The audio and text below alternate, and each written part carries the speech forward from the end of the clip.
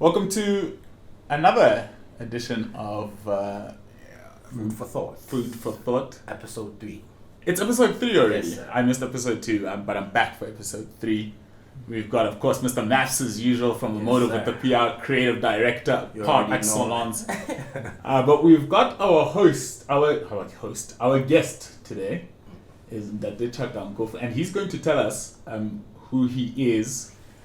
For those that don't know, I'm the Fire. You can find me at Cage Fire on social media. Dr. Nkofu, you come from an artistic family, actually. Your old man, for those who are not aware, is one Moses Nkofu. Moses Nkofu is a younger brother of my father's, a drummer for Sam Kamot. and Uhuru as well. Who is Chaka Nkofu in that context? Well, thank you very much, Ndadimolo, and I'm very excited Yes, sir. to be part of the series Food for Thought. Yes, Dad. As a thought leader myself, in some respects, I think you have made a very good introduction, even in terms of my background, family, and otherwise. Chaka Nkofu is a middle-aged Mosotho man. I'm 40 now, turning 41 at the end of this year. Okay. And Does life really start at 40? Well, I believe so. Okay. As cliched as it is, Yeah. but looking at my horizon, I see the beginning of life really. Post this pandemic. Yeah, post-COVID. Yeah. Mm. So Chaka Nkofu was born and bred in Lesotho, Morija Scott Hospital to be precise. Okay. Mahwara. Now,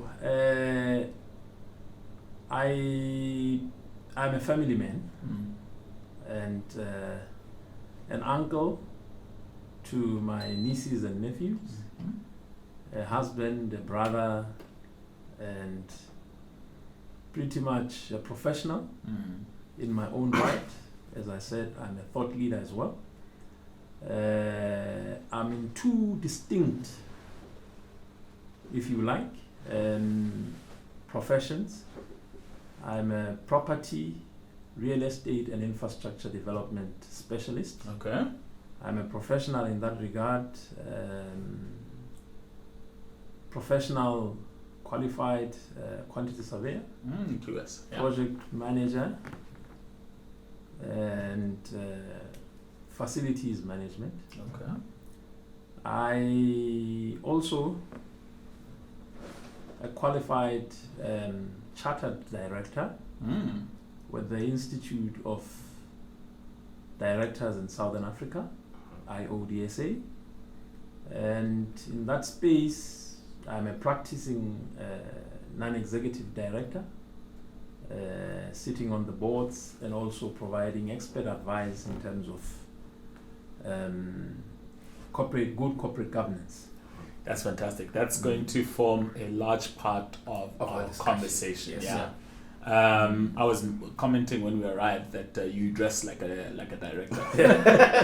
What did directors dress like? Like this. Naps and I arrived in our quasi Open collar. creative Yeah. gear. Okay.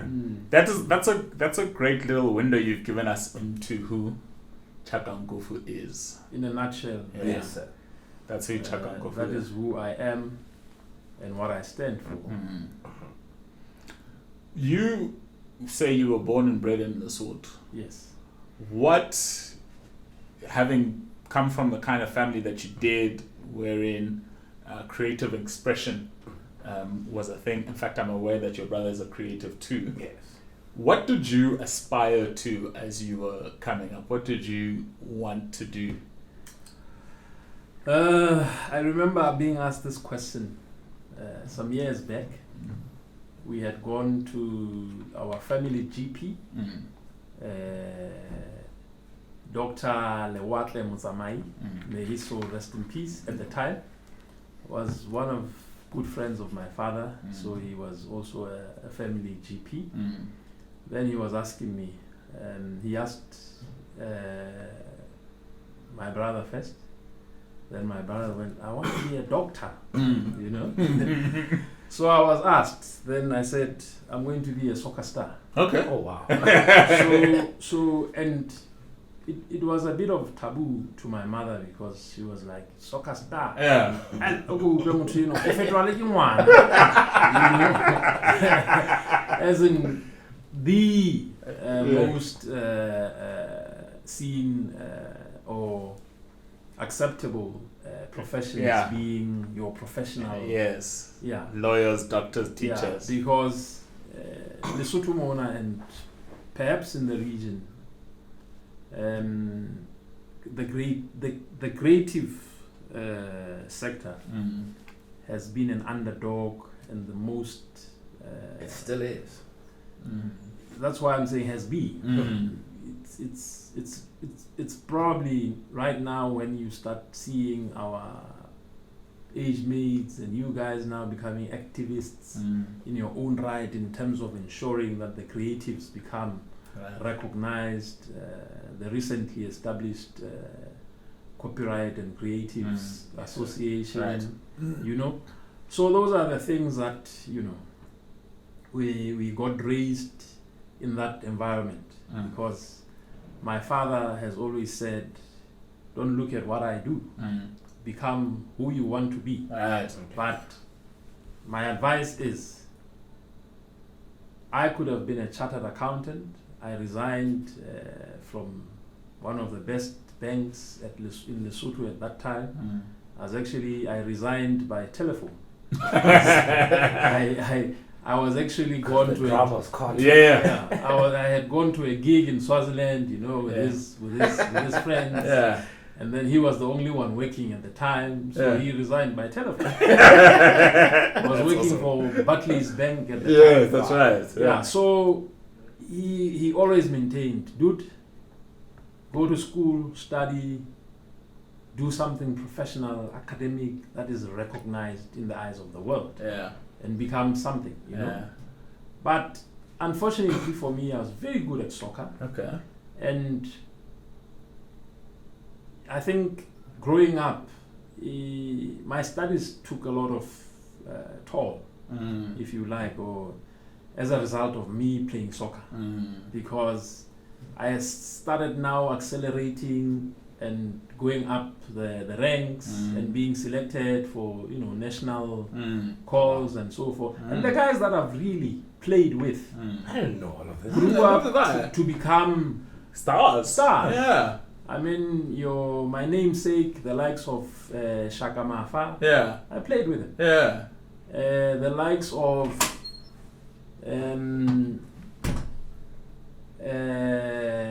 our international ambassador in South Africa, yeah.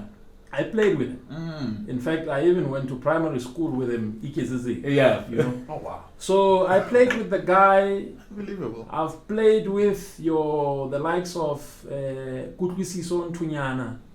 He's named Basku. These are guys that played for the national. So you were like proper soccer player. Actual football. So the last time I was called was in 1994-95 to the national under-20 with a friend of mine, Leopoldo Griffiths. Yes. At the time, I was now at Machabing High School. So we were selected and having camp at Lesotho High School. We were going to play in the COSAFA Junior tournament, I think, under 20s then.